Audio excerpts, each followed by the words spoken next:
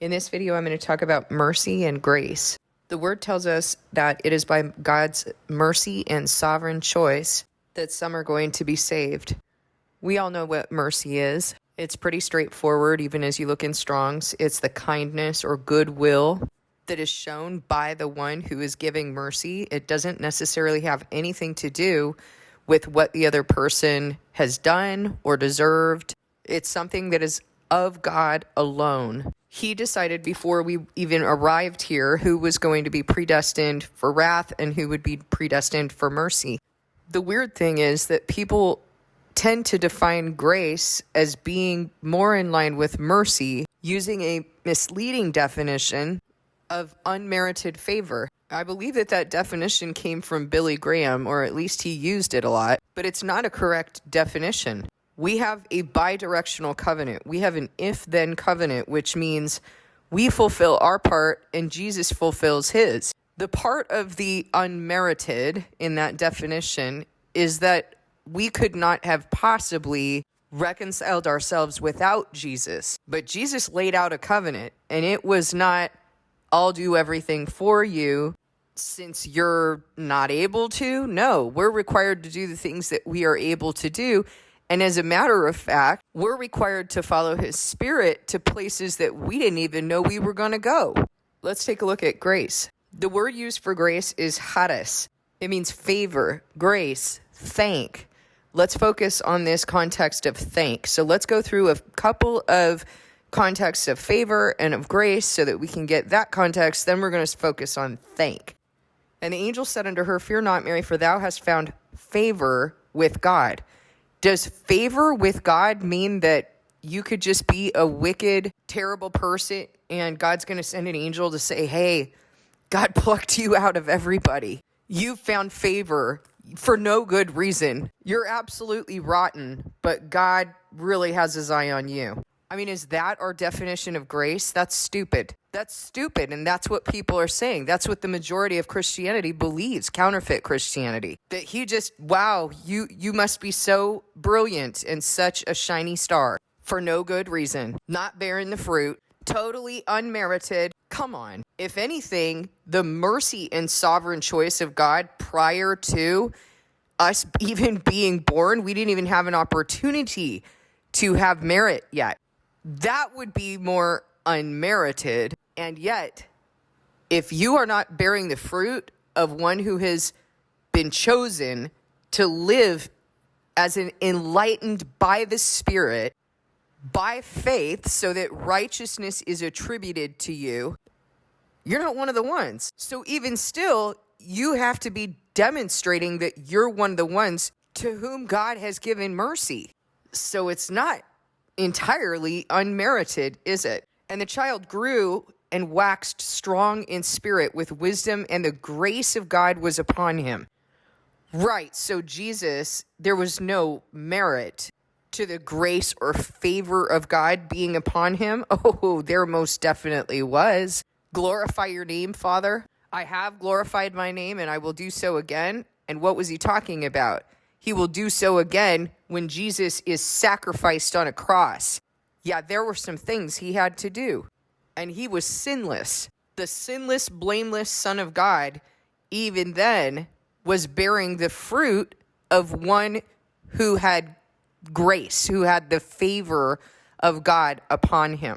Are we better than Jesus? Because that seems to be what counterfeit Christianity believes. And Jesus increased in wisdom and stature and in favor with God and man.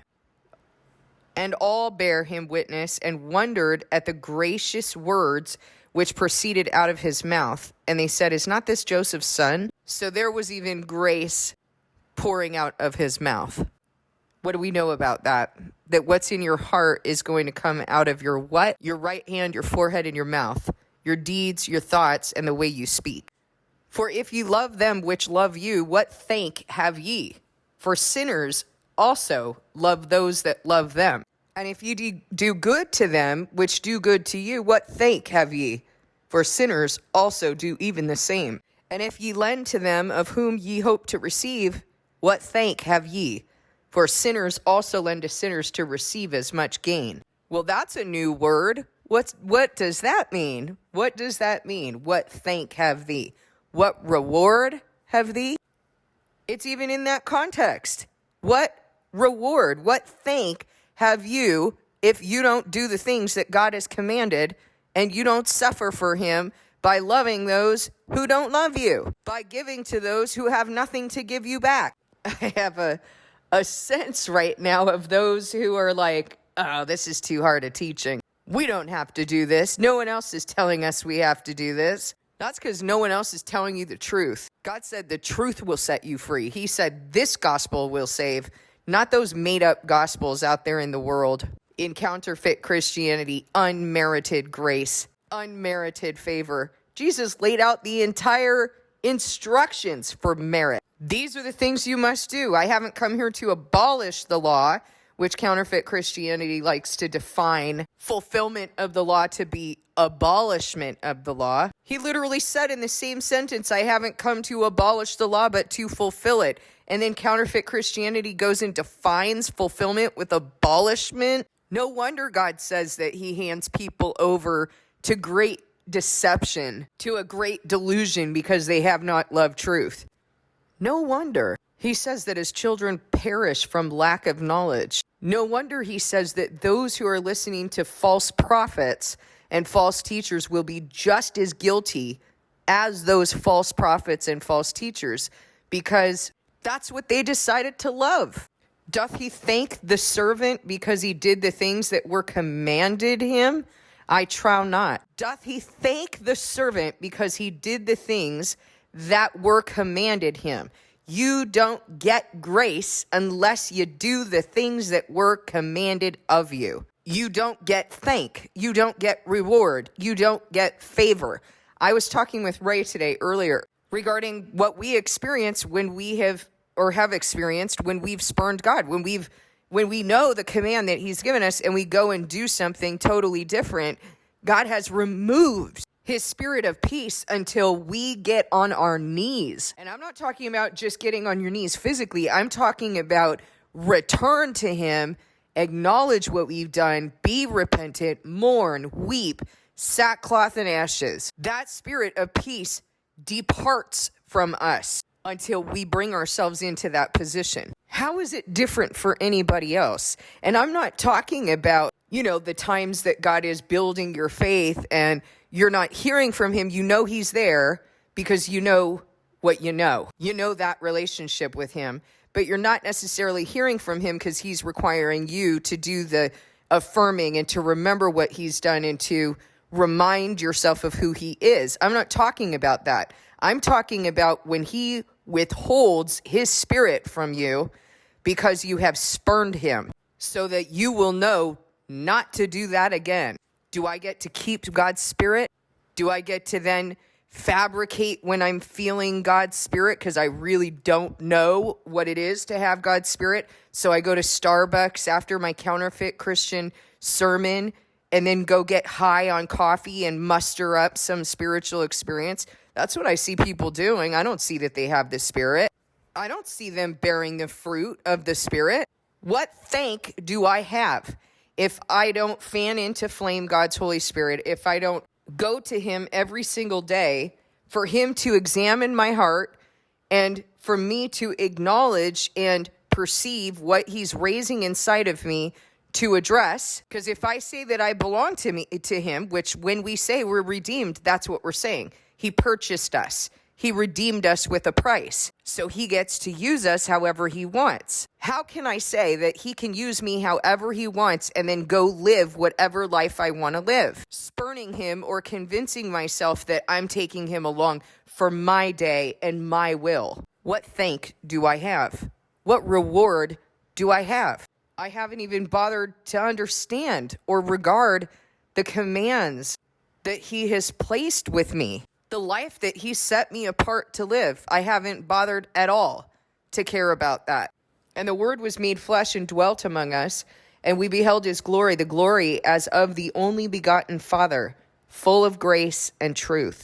What's he saying? Because throughout the Word, or the New Testament, I hear that Jesus went to proclaim the gospel and this hope, this reward, to extend this reward, this covenant that contains a reward. That's what a covenant, a contract, contains. If you have a contract with someone and you fulfill the obligations of that contract, you receive a reward. That's what grace is.